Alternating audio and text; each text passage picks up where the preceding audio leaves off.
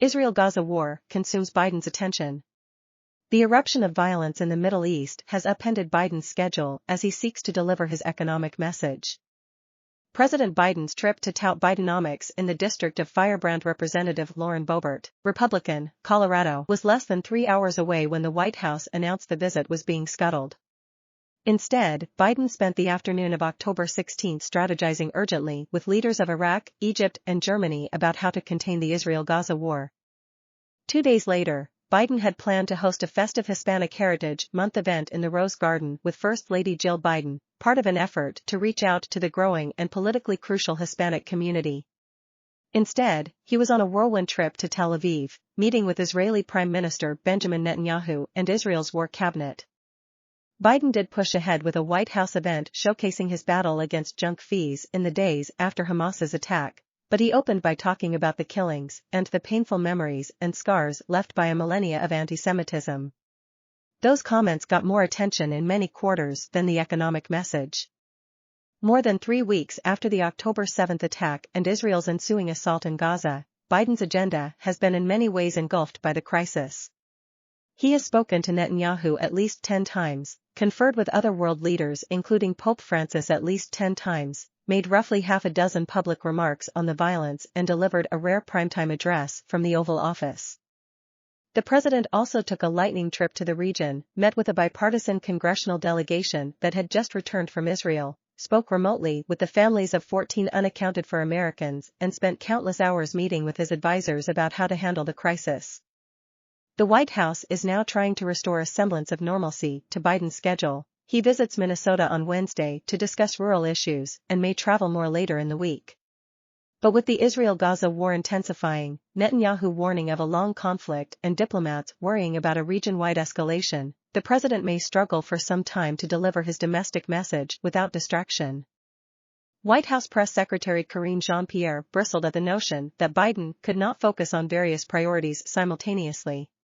"You know the president is able to do multiple things at once, right? As president, he has to do multiple things at once," she said earlier this month. "And that's what you saw him do this weekend."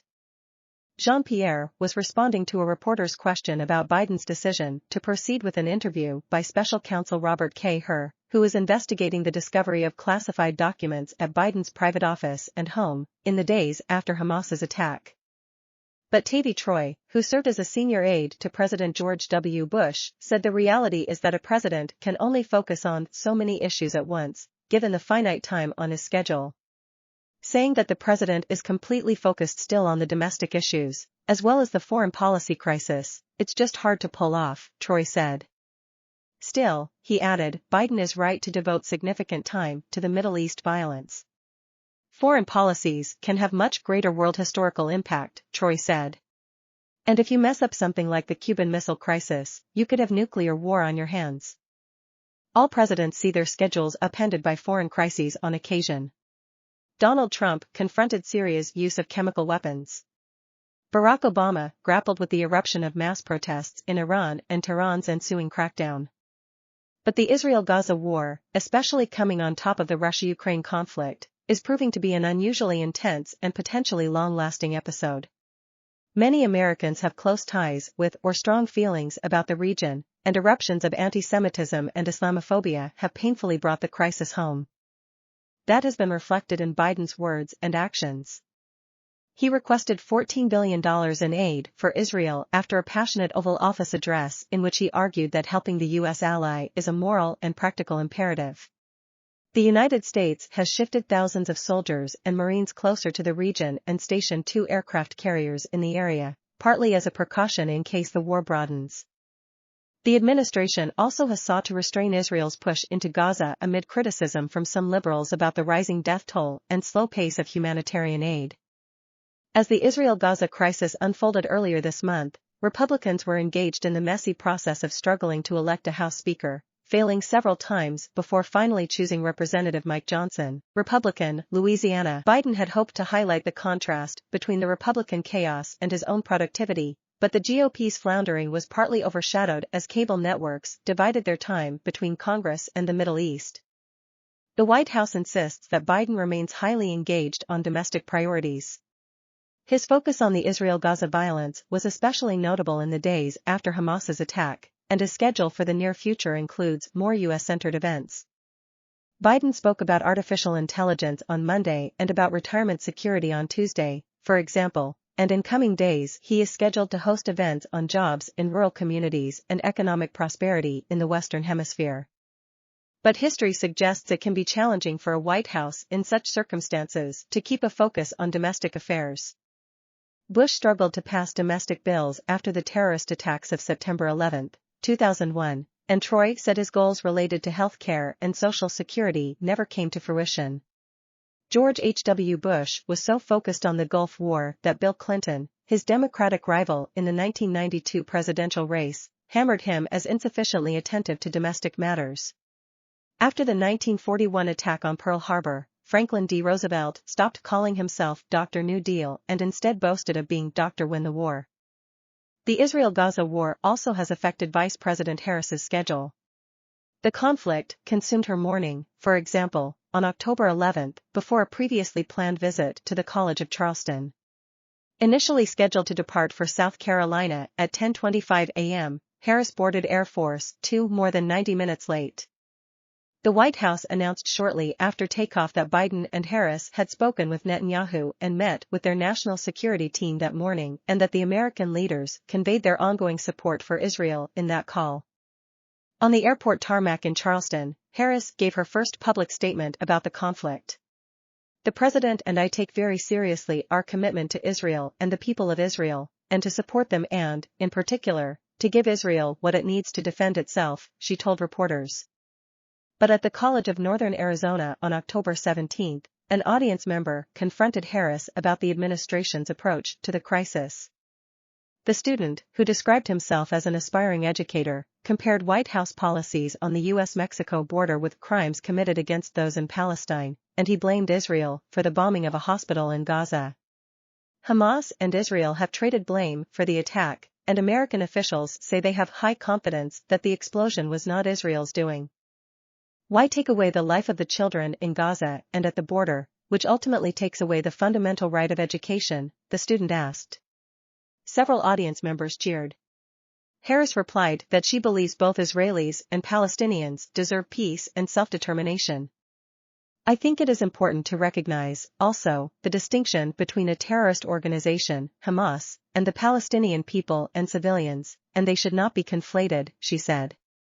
"And we must have a response to that in a way that we understand, as humans, that the suffering that is happening is something we must take seriously." A few people in the crowd jeered, and one called out, "Stop making bombs." Another yelled, "Stop talking and do something." Harris's office did not respond to a request for comment. Protesters also confronted Biden about his decision not to call for a ceasefire, which many liberals fervently demand. As the president spoke about LGBTQ+ rights at a human rights campaign event, an attendee repeatedly chanted, "Let Gaza live, ceasefire now." Biden told the protester that he couldn't hear what she was saying. And Biden at times has sought to find a balance by addressing the Middle East at the outset of a speech on an unrelated matter, as he did when addressing junk fees earlier this month.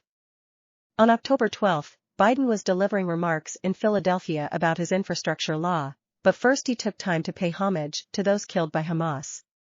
"The more we learn about the attack, the more horrifying it becomes," he said. Tyler Pager contributed to this report. Spurned by moderates and MAGA, how DeSantis' coalition has deflated. Centrists have recoiled at DeSantis' entreaties to the Trump base. At the same time, he has lost ground with Trump supporters. Bedford, New Hampshire, some moderate Republican voters here recoiled at ads that Ron DeSantis' allies started running last month, broadcasting the Florida governor's vows to use deadly force at the southern border. "I don't like the fact that we're going to start murdering people," said Becky Coons, 71, who is eager for an alternative to Donald Trump and brought up the commercials unprompted.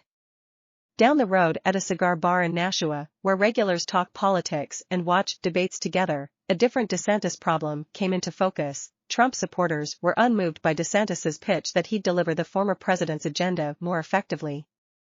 "The people he's targeting belong to Trump," said Howard Ray, 43, who went to a DeSantis event but wasn't persuaded. "He comes across kind of hard right. He added, those types of people are in Trump's camp, and they're not moving.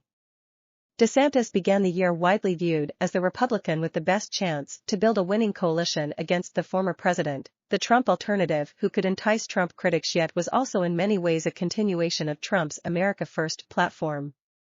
But DeSantis's support has shrunk dramatically since then, eroding on both ends of the party spectrum. Interviews with dozens of early state voters, as well as pollsters and strategists, show the GOP minority that disapproves of Trump and that favored DeSantis before he and most other candidates announced, has splintered to other hopefuls. Boosted by them and by independents, former UN Ambassador Nikki Haley has surpassed DeSantis in New Hampshire and, in one poll released Monday, pulled even with the Florida governor in Iowa, where DeSantis has poured his resources. At the same time, DeSantis has struggled among Trump supporters, losing ground with those who approve of the former president, who has used his 4 criminal indictments to re-energize a base that once looked readier to move on from him. And DeSantis has struggled on both ends to make personal appeals that resonate, with a stiffer presentation than freewheeling Trump. Now, DeSantis is left in a perilous position with just over 2 months until the first nominating contest, mired in a second tier of candidates well behind Trump.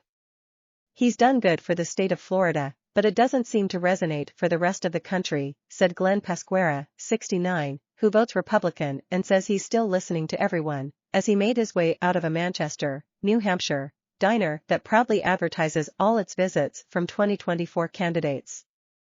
Despite his appeals to the Trump base, DeSantis has at times tried to offer something for everyone, eliciting sometimes discordant descriptions of his candidacy from voters. To some in Iowa and New Hampshire, he was a fresh voice and a true conservative unlike Trump. To others he was America First or, to those who disdained him, a Trump wannabe.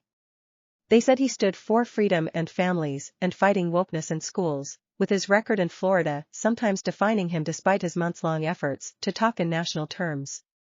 DeSantis's average support in national polls of the GOP primary dropped from more than 30% in March to 24% in May, when he officially joined the race, to 14% today.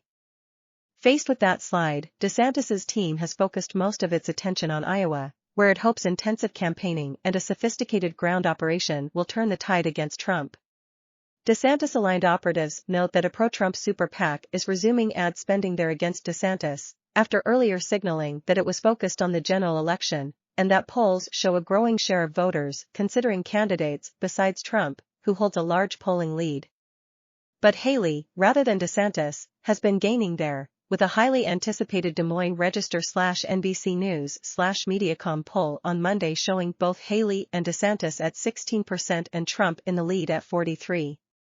In a sign of Haley's rise, a pro-DeSantis super PAC has started to air ads against her. Advisors and allies argue that Haley appeals to the anti-Trump wing with stances that alienate the rest of the GOP and that DeSantis is still the only candidate who can bridge those camps, with most of his voters migrating to Trump if he drops out. Anti-Trump voters will eventually coalesce behind whoever can beat the former president, they say. The reality is this party is going to nominate somebody that has a record of delivering on America First principles, DeSantis said last week in New Hampshire, embracing that core identity even as he underlined moderate-friendly themes like economic vitality. Speaking to voters at a bar in Creston, Iowa, this month, DeSantis said he would enact Trump's ideas and take them further. He said he would clean house at the Justice Department, push to end the war in Ukraine and finish the wall at the southern border. He said that he would make Mexico pay for it by charging fees on remittances, and that if drug traffickers tried to break through, they would wind up stone cold dead. Trump backers just not voting for him. As DeSantis launched his campaign in May, advisor Ryan Tyson laid out the strategy to wealthy fundraisers who gathered at the Four Seasons Hotel in Miami. Trump without the crazy was how supporters saw him, Tyson said. The never-Trump voters in the party were saying DeSantis was too much like Trump, he added, but they made up about 20% of the GOP. Tyson was more focused on what he called soft Trump voters. These voters here in this segment are going to collapse to the governor, he predicted. Trump has instead consolidated support, surging back from a low point after last year's midterm elections, when many Republicans blamed him for their losses and took note of DeSantis's landslide re-election victory. Indictments on a slew of criminal charges, starting in March, galvanized the base and rallied the party back to Trump's side, all as the former president attacked DeSantis. "I am your retribution," Trump has told voters. Some DeSantis allies debate whether he should have announced earlier, to capitalize on his post-midterms momentum. Maybe, they say, he should have hit Trump hard from the start. They lament certain comments, like DeSantis's dismissive statement about a territorial dispute in Ukraine, as unforced errors. But mostly they view Trump's resurgence as a force beyond DeSantis's control. To this day he has a very high favorable rating among those favorable to Trump, said Charles Franklin, who directs the Marquette Law School poll. They're just not voting for him. Dennis Martin, for instance, worries that Trump's indictments will be a distraction and even says, "I don't like Trump as a person." The 57-year-old from a suburb of Des Moines is considering Trump, DeSantis, and Vivek Ramaswamy, a first-time candidate who has also embraced the Trump agenda. But Martin is also outraged at the charges against Trump, thinks he did a hell of a job as president and says he's leaning slightly toward supporting Trump again. Heading to breakfast in nearby Ankeny, David Melson said he'd been following DeSantis's response to the war between Hamas and Israel. "Great man. He sent an airplane to bring back Americans," he said immediately when a reporter mentioned DeSantis's name. Asked if he could vote for DeSantis, he said, "Yeah, if Trump decides that Ron DeSantis is the guy to back." While DeSantis has started making his case against Trump more directly, polls and studies from a range of groups have found that GOP voters are remarkably resistant to critiques of the former president. One DeSantis-aligned strategist said they were flabbergasted when criticisms of Trump's coronavirus response fell flat in focus groups and sometimes backfired on DeSantis.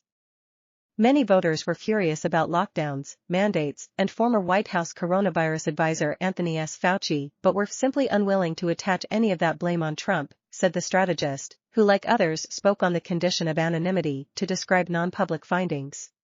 This person said the indictments appeared to make Trump even more immune to criticism. Trump has also forged a more personal connection with many Republican voters who say they view the former president as a vessel for anger at the country's elite. DeSantis has spent far more time than Trump has mingling with voters on the trail this year, but has struggled to shake criticisms that he's stiff or rehearsed. "Trump's deal is, he's working for us," said Brian Richardson, a 54-year-old from Ankeny, who called DeSantis his second choice. Hopeful DeSantis allies point to how his pitch has resonated with some longtime Trump supporters, such as Joe Thomas, 38. Thomas likes DeSantis's opposition to identity politics in schools, says Trump failed to drain the swamp, and hopes DeSantis's support will grow as more normie voters, less dialed into politics, tune into the race.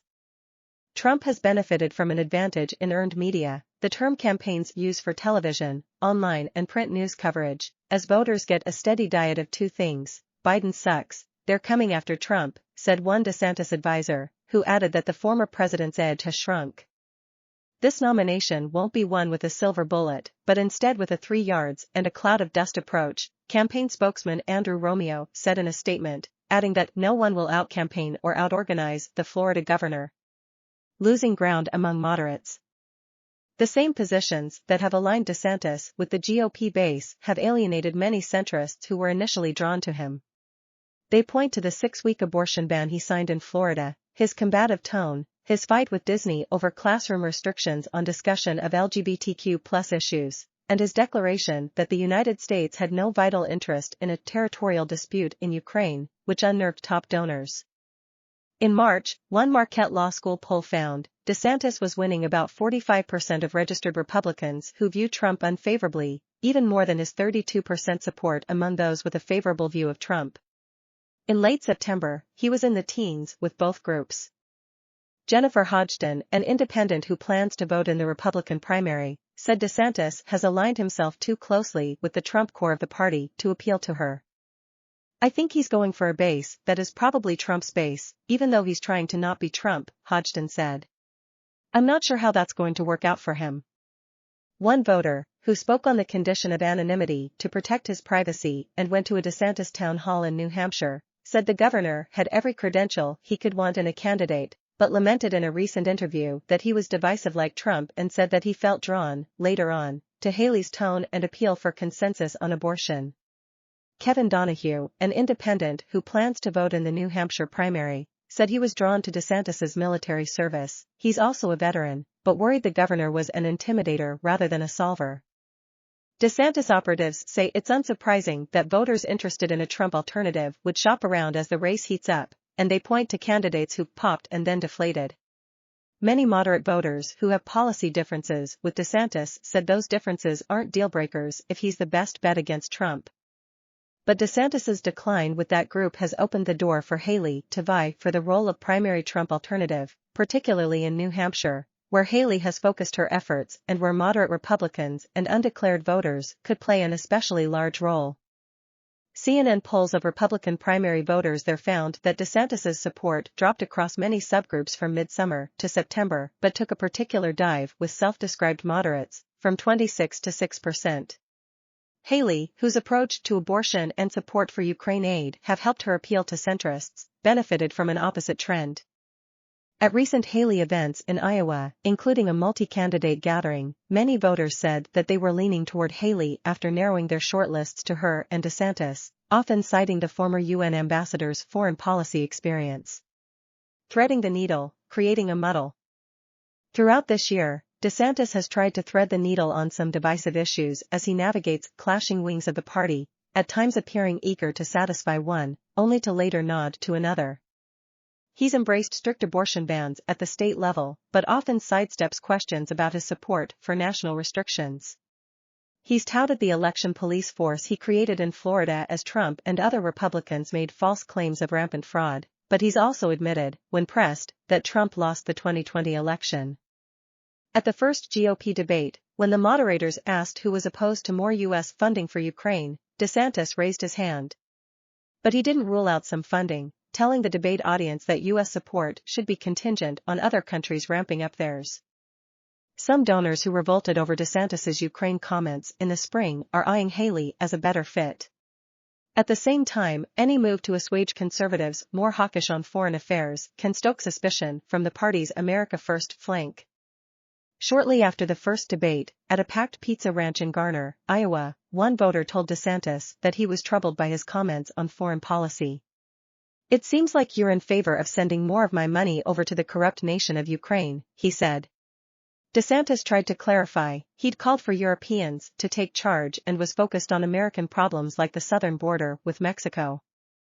The same day, a reporter asked if DeSantis would cut off other aid to Ukraine if Europe doesn't step up their commitment. "Europe needs to step up their commitments," DeSantis said. Dylan Wells contributed to this report. Trump maintains lead in Iowa poll while Haley ties for second with DeSantis.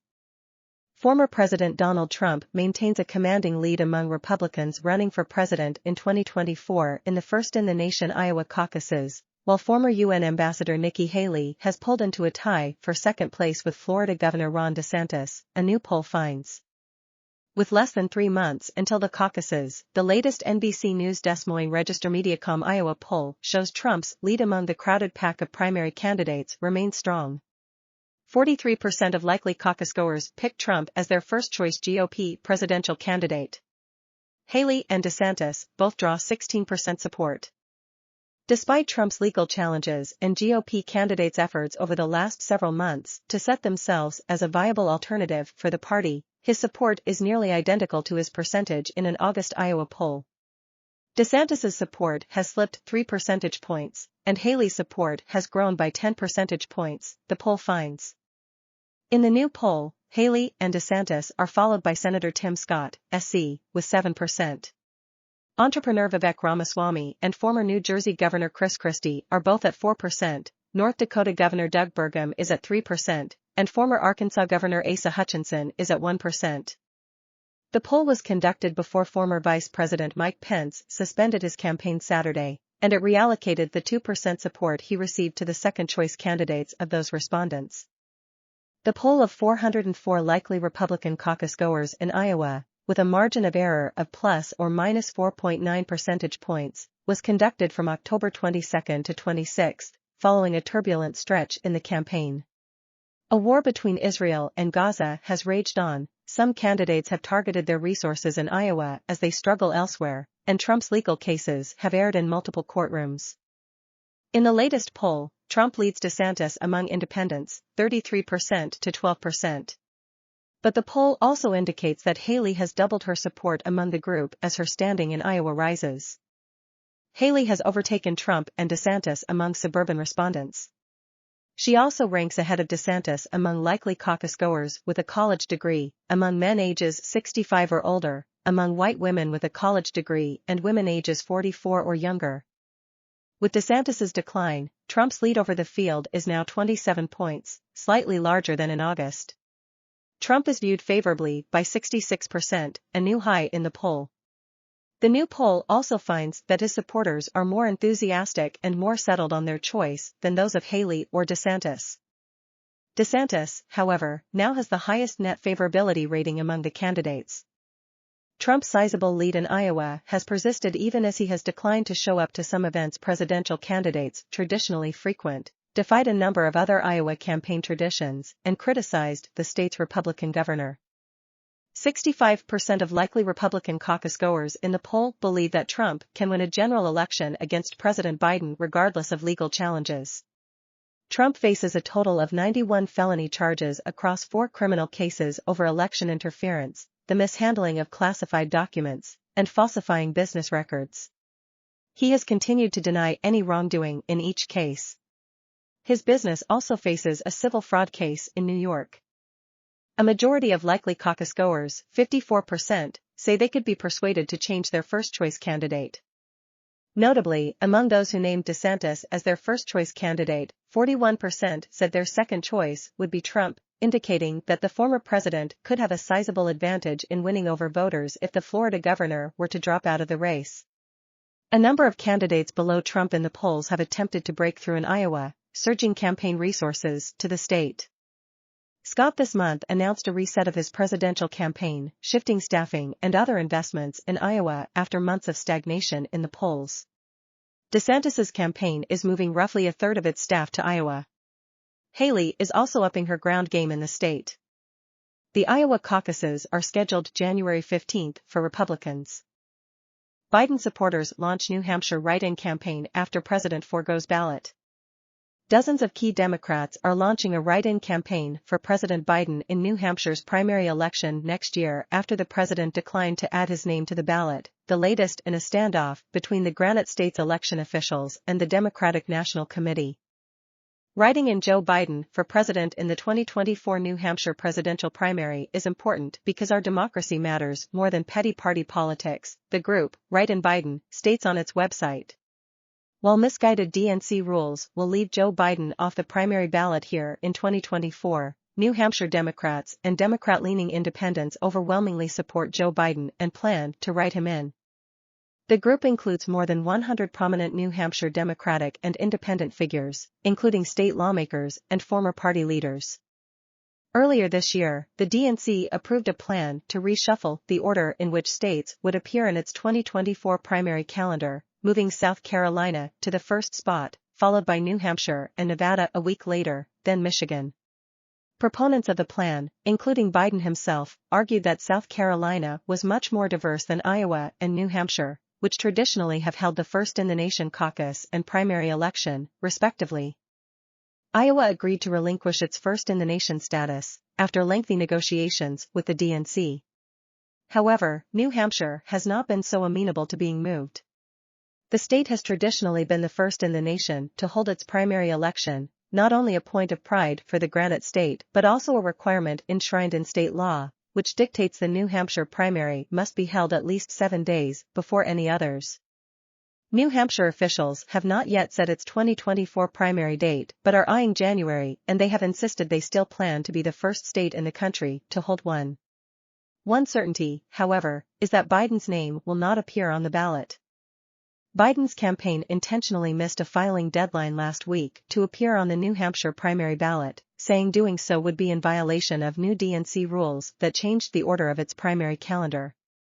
While the president wishes to participate in the primary, he is obligated as a Democratic candidate for president to comply with the delegate selection rules for the 2024 Democratic National Convention promulgated by the Democratic National Committee. Biden's campaign manager, Julie Chavez Rodriguez, wrote in an October 24 letter obtained by the Washington Post to Raymond Buckley, chairman of the New Hampshire Democratic Party. New Hampshire Secretary of State David Scanlon called Biden's decision to forego the state's primary was not unexpected but still disappointing. In the 2020 Democratic presidential primaries, Biden finished a disappointing fourth in the Iowa caucuses and fifth in New Hampshire. Biden won the South Carolina primary that year, on the other hand, and the state is often credited with saving his presidential campaign. Scanlon also defended New Hampshire's tradition of going first, pointing out that any United States citizen who is qualified to run for president can run a campaign there. Despite all the rhetoric about diversity in the presidential nominating process, this issue is really about who determines the eventual nominee, the national political party or the voters, Scanlon said. For over 100 years, New Hampshire has represented the purest form of democracy in the presidential nominating process, and we will fight to protect it. Scanlon said last week that write-in ballots would need to be counted by hand, though he said he was not worried about getting additional volunteers to help with that. He also told reporters that, in the case of voters misspelling names of write-in candidates, town moderators would be required by law to determine the voter's reasonable intent, according to the New Hampshire Bulletin. The write-in Biden campaign comes days after Representative Dean Phillips, Democrat, Minnesota, launched a long-shot campaign for the Democratic presidential nomination that will focus heavily on New Hampshire. Self-help author Marianne Williamson also is running as a Democrat, just as she did in 2020. Robert F. Kennedy Jr. launched his campaign as a Democrat but recently announced he will run as an independent instead. The Write-in Biden group is not affiliated with Biden's re-election campaign or the DNC and avoids criticizing Biden for his decision to forego the New Hampshire primary, instead praising his record. Supporting our democracy is much more important than party politics or misguided DNC rules. This is about doing what's right for our country, the group stated. We in New Hampshire have said all along that whatever the DNC does, NH will follow its law and have the first presidential primary. Well, we're having the first in the nation primary, and now it's up to us to show the nation and world that Joe Biden is the president we need to protect our freedom. Tyler Pager contributed to this report. Representative Earl Blumenauer to retire after nearly 3 decades in Congress. Representative Earl Blumenauer, Democrat, Oregon, who has spent nearly 3 decades in Congress, announced Monday night that he does not plan to seek re-election next year. I have dedicated my career to creating livable communities where people are safe, healthy, and economically secure, Blumenauer, 75, said in a Facebook post announcing his upcoming retirement. This mission has guided my involvement on a wide range of issues that have been very rewarding for me and productive for our community. Now, it is time to refocus on a narrower set of priorities. In a half a century of public service, roughly 2/3 of his life, Blumenauer has also served as a state legislator, county commissioner, and city council member in Oregon. He was first elected to Congress in a special election in 1996 to succeed then-Rep. Ron Wyden, Democrat, Oregon, who had been elected to the Senate. Known for his signature bow ties and bike lapel pins, Blumenauer has been a policy advocate for public transportation, housing, sustainability, and marijuana reforms. He currently serves as a member of the House Ways and Means Committee, and is the ranking Democrat on the Subcommittee on Trade. He also founded the Congressional Bike Caucus, which advocates for safer streets and other pro-bicyclist policies. Blumenauer's congressional district, which includes Portland and Mount Hood, has been a Democratic stronghold and he is expected to be succeeded by another Democrat. Senator Jeff Merkley, Democrat, Oregon, tweeted that Blumenauer has long been a powerful force in the policy and politics of Oregon and America. He is a national leader on issues from urban transportation and housing to climate and cannabis. I so thank him for his over 50 years of public service, Merkley said. House Minority Leader Hakeem Jeffries, Democrat, New York, credited Blumenauer with helping craft key legislation. As a senior member of the Committee on Ways and Means, he was an architect of the single largest investment in addressing climate change in our nation's history, Jeffries said in a statement, adding that as chair of the Subcommittee on Trade, Earl ensured that the bipartisan United States-Mexico-Canada trade agreement protected American workers. Earl and his bicycle pins will be greatly missed after the conclusion of this term, and I wish him and his family the best as he begins this next chapter, Jeffries said.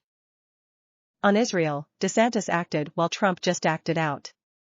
When the full history of the Israel-Gaza war is written, Florida Governor Ron DeSantis' decision to partner with a nonprofit that specializes in bringing U.S. citizens home from conflict zones will be just a small detail. But that decision not only helped bring 270 U.S. citizens from Tel Aviv to Tampa, it also put on vivid display the sort of stark choices facing Republicans as the 2024 GOP primary season looms. The Florida state government's airlift partner was Project Dynamo, a veteran-led organization formed to help rescue people in Afghanistan after the United States withdrew troops in 2021. The group also aided the evacuation of Americans from Ukraine after Russia's 2022 invasion. Florida's move, after the massive Hamas attack on October 7, was a calculated gamble. Hamas claimed responsibility for a rocket attack targeting Israel's Ben Gurion International Airport, and many airlines suspended flights to and from Israel. The Miami Herald noted that Tampa-based Project Dynamo has been criticized by U.S. government officials for being too willing to take risks. But there wasn't any risk-free option for getting these people out. They had to live with the risk of trying to leave through the evacuation flight, or live with the risks of staying as Hamas rockets targeted Israel. I think if you were watching, you saw a lot of families with young kids. So, a lot of these people were in a real pinch. They had no help. They were not able to get out of Israel, and the state of Florida stepped up, DeSantis told reporters. Governors can't do a lot when there's a terrible foreign policy crisis, but DeSantis figured out a way to help Floridians stuck in Israel. Most GOP presidential candidates issued a statement denouncing Hamas and pledging support for Israel, but DeSantis managed to actually do something. Even if it was only the relatively minor matter of getting 179 adults, 91 children and 2 dogs out of harm's way, he earned the right to take a bow. Contrast that with Donald Trump, far and away the most likely Republican presidential nominee. For days after the Hamas attack, the former president leapt into action, praising Israel's enemies as very smart and venting his spleen about Israeli Prime Minister Benjamin Netanyahu supposedly backing out of helping with the ultimately successful U.S. drone strike in 2020 against top Iranian General Qasem Soleimani in Baghdad.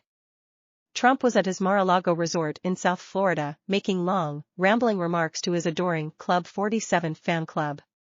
I'll reproduce them here at length, to provide the full, statesmanlike flavor. I'll never forget that Bibi Netanyahu let us down, that was a very terrible thing, I will say that.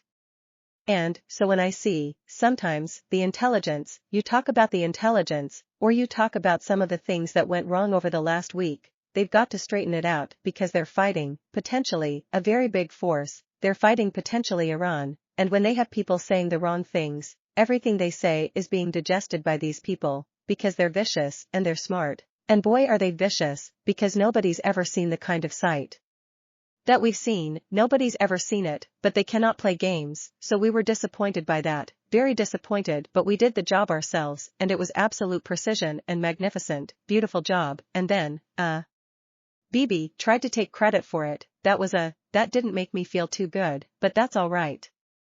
Note that Trump didn't explain why the United States would need Israeli cooperation or sign off on an effort to take out an Iranian figure on Iraqi soil. And, in any case, NBC News reported, after the speech, that 3 U.S. officials familiar with the operation's planning said Trump's description was simply false. Israel was never going to participate in the strike, fearing it would be dangerous and destabilizing. Taking out Soleimani turned out to be a big U.S. military success, and yet here we are, more than 3 years later, with Trump airing grievances about an apparently imaginary betrayal when Israel is experiencing one of its darkest hours and worldwide fears of a greater conflict are palpable. DeSantis has shown some faults since announcing his bid for the Republican nomination, describing Russia's invasion of Ukraine as a territorial dispute was a boneheaded, self-inflicted wound. But he was re-elected in 2022 in a landslide because he gets things done for Floridians, which DeSantis decisively showed again with the Israel airlift. DeSantis might or might not turn out to be the best GOP alternative to Trump, but his recent conduct, in contrast with Trump's bellyaching about Israel, underlined what's at stake if Republicans continue on their current course. Trump is a fundamentally unserious person running for the presidency in a deadly serious world. Dossie, Shayna Jacobs, and Isaac Arnsdorf. Transformed Trump family will take center stage in New York courtroom. Once Trump's right-hand, daughter Ivanka has stepped back, while Trump sons Eric and Don Jr. defend his business and political legacy. Donald Trump had been a pariah on Wall Street for years when a banker in Deutsche Bank's private wealth department started speaking with his daughter Ivanka. After a number of meetings, the banker emailed a supervisor in 2011 with an important update about the future of the Trump business. Ivanka Trump will become a client for sure. She is the heir apparent of this empire, wrote the banker, Rosemary Vrablick, according to an email that is part of a filing in a civil case against Trump now underway in New York. Grounded in its real estate empire, the family's future seemed clear then. But Trump's 4-year presidency, and the tumultuous period of investigations and criminal and civil litigation since he left office, have reshaped much of the Trump family's wealth, business, and dynamics with one another, according to court filings, financial records, emails, and interviews with people close to the family. Ivanka Trump, once considered by Trump's business partners to be the most likely of his children to take over the Trump Organization, has largely stepped away from the limelight of both business and politics, at times telling others she was stung by the scrutiny she received in Washington, according to people who know her. She and husband Jared Kushner, who both served as senior White House aides when her father was in office, now spend most of their time in Miami, after purchasing a mansion on a private island while Kushner lures Middle Eastern business for his investment fund. These days, it is Trump's second son, Eric, who as executive vice president of the Trump Organization is most involved in the family real estate business, while his eldest, Donald Trump Jr., is said by campaign advisors to be more interested in politics. Of the three, Eric Trump now speaks most regularly to his father, Trump advisors say, as the two have grown closer as a result of the second Trump son's leadership of the family business. One advisor estimated the two now speak multiple times a day. The relationships between Trump and his 3 eldest children are likely to be on display over the next 2 weeks, as Donald Jr., Eric and Ivanka are all scheduled to take the witness stand in the civil fraud trial in New York over the Trump Organization's business practices. Donald Jr., 45, is up first, scheduled to appear on Wednesday. Eric Trump, 39, is scheduled to appear the following day, and Ivanka Trump, 42, on November 8. Trump himself is scheduled to testify on Monday. The 4 criminal trials Trump separately faces potentially threaten his freedom and could affect next year's elections, as Trump is the leading candidate for the Republican presidential nomination. They involve allegations that he tried to overturn a presidential election, mishandled classified documents, obstructed justice, and directed a hush money payment to an adult film actress. But the New York civil trial potentially has more immediate ramifications for Trump's family. The suit, filed by New York Attorney General Letitia James, a Democrat, alleges that Trump, his executives, and both of his adult sons purposely inflated the value of Trump's net worth by up to $2.2 billion from 2011 to 2021 to get better loan rates from lenders and lower insurance premiums. The company and the Trump family have denied wrongdoing, arguing in part that Donald Jr. and Eric played no role in the preparation of the statements. All of these witch hunts are about the abuse of power by radical Democrats and Joe Biden to interfere in an election and go after their political opponent, Trump spokesman Stephen Chung said of the cases. The New York case is in some ways the most deeply personal to Trump, advisors say. Though he is not required to attend, Trump has shown up to court for 7 days of the proceedings since they began in early October, even as some advisors have argued for him to stay away. He has told advisors he wants to attend because his children's inheritance and his family's brand are on the line. Several people close to him described him as livid about the trial. Everything about it makes him angry, including that it's hurting his children, said one advisor, who like several others spoke on the condition of anonymity to address the family dynamics. The trial strikes at his identity and the family. His kids, what he's been able to build over years and years and years, said David Urban, a longtime advisor. Trump's adult sons are co-defendants and will probably face questions on the stand about whether they knew of or participated in efforts to pump up the value of company properties on financial statements. Ivanka Trump is likely to be asked about, among other things, her and Deutsche Bank's role in helping the Trump Organization redevelop the old post office property in D.C. into a luxury hotel. Control over at least part of the siblings' collected fortune could be on the line. James has asked that a judge bar Trump and his 3 eldest children from running New York businesses, buying real estate and taking out loans, and fined them $250 million. A lawyer for Ivanka Trump did not respond to a request for comment, and a lawyer for Donald Trump Jr. and Eric Trump declined to comment. In my opinion, Donald Trump was more upset when the PGA Tour took the event away from Bedminster than when he was impeached, because it struck at the brand and the name, Urban said, referring to Trump's golf club in Bedminster, New Jersey. That's what he cares about. The empire that I've built. A family under scrutiny. Trump's first 3 children each joined his company as they entered adulthood, occupying glass-doored offices alongside one another in Trump Tower and becoming famous when they appeared in episodes of the reality show The Apprentice. Each took on different responsibilities at the company, with Eric focusing on construction and management and Donald Jr. on leasing. Ivanka worked at the company, wrote a business book, and started her own line of clothing and accessories. She did a great job with that, Trump boasted in testimony to the Attorney General. They each played a role in his 2016 presidential campaign and presidency, with Ivanka Trump taking an office on the second floor of the White House and her husband, Kushner, also serving as a senior advisor. Donald Jr. became one of the campaign's most valued surrogates, advisors said. He wrote 2 books and now often appears on conservative media outlets to speak to the MAGA base and delivers paid speeches. But Trump's children have not been that involved in his current bid for the presidency, according to multiple campaign advisors. 3 people close to the former president said that Donald Jr. has the most interest, and that family members will probably serve as surrogates in the general election, but that they are for the moment engaged in a cooling-off period from Trump's world.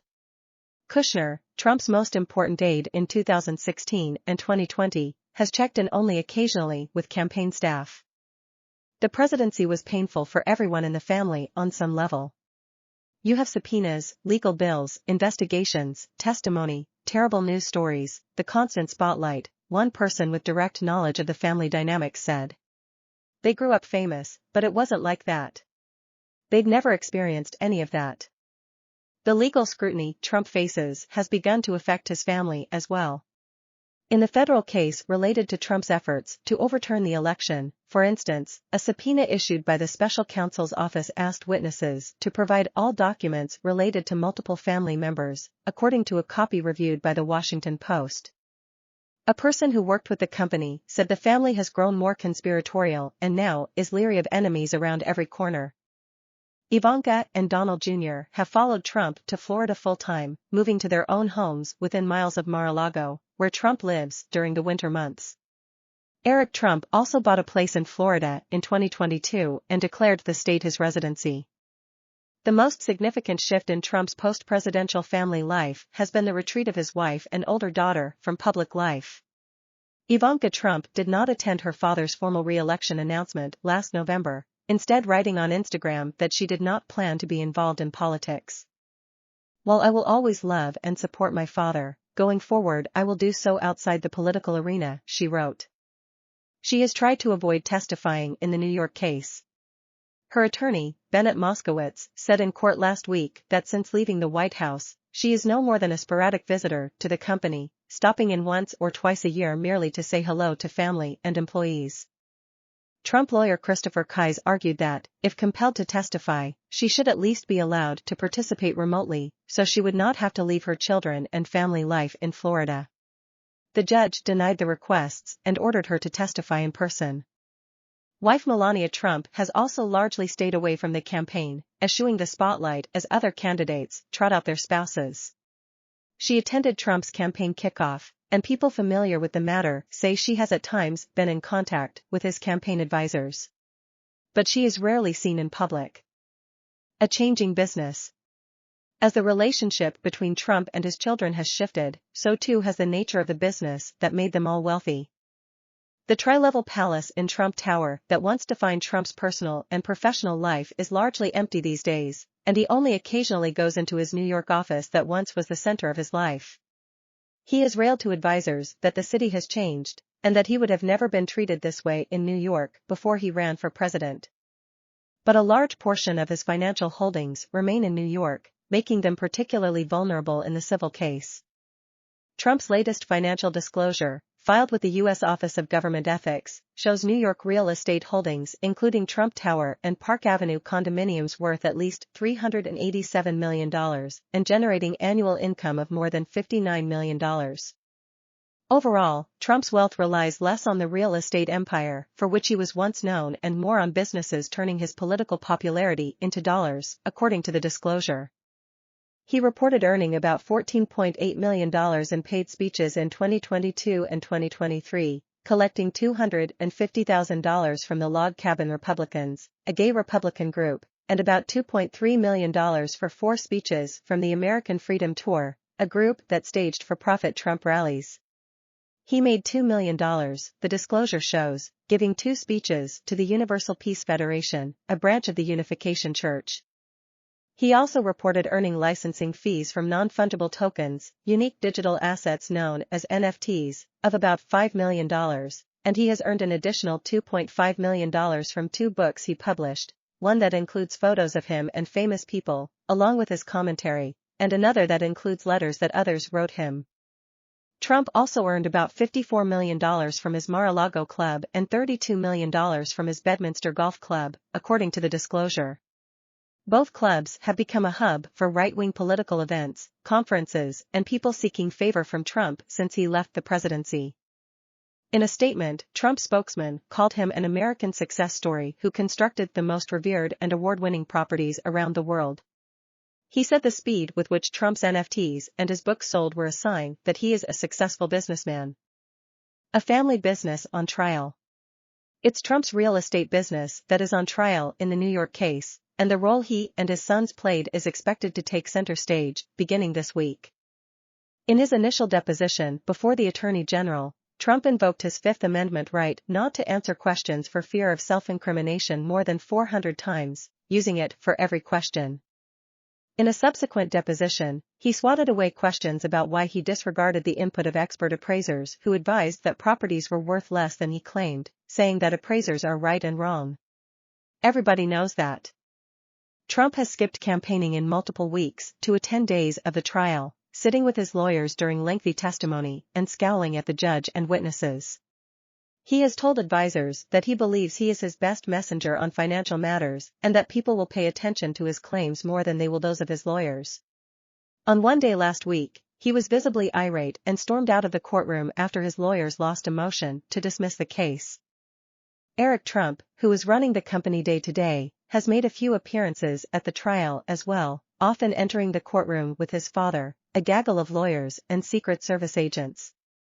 Several of the financial statements at issue in the case were prepared during his time in charge, and prosecutors have alleged Eric Trump has not been forthcoming about his role. On October 19, one of the appraisers that the Trump organization hired, David McCardle, of the real estate firm Cushman & Wakefield, testified to having had a familiar rapport with Eric Trump, saying the two had exchanged emails and spoken by phone while his company conducted the appraisals.